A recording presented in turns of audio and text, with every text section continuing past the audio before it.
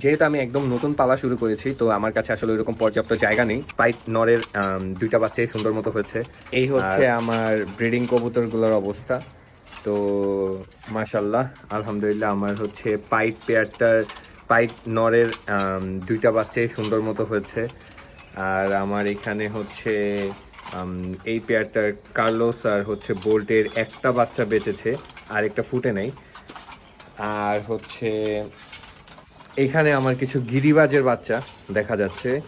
তো ৫টা বাচ্চা একই সাথে হয়েছে, মানে দু একদিন আগে পিছে। তো ওদেরকে আলাদা করেছি। গিরিবাজ হচ্ছে পাশাপাশি পালতে আমার খুব ভালো লাগে। তো এই হচ্ছে আমার লফটের বর্তমান অবস্থা।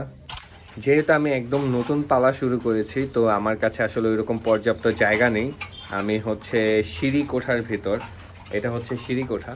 তো এখানের এক সাইডে হচ্ছে আমি কবুতরগুলা পালা শুরু করেছি। তো আমি দেখি যদি পসিবল হয় তাহলে আমি ছাদে ওদের জন্য আলাদা করে একটা লফট বানানোর চেষ্টা করব। আর হচ্ছে আপনাদেরকে এই ভিডিওতে আমার কবুতরগুলো দেখানোর চেষ্টা করলাম। যদি কোনো কিছু জানার থাকে বা আমাকে কোনো কিছু সাজেশন দেওয়ার থাকে তাহলে কাইন্ডলি আপনারা আমাকে কমেন্ট করে জানাবেন। And thanks for watching the video. Allah Hafiz.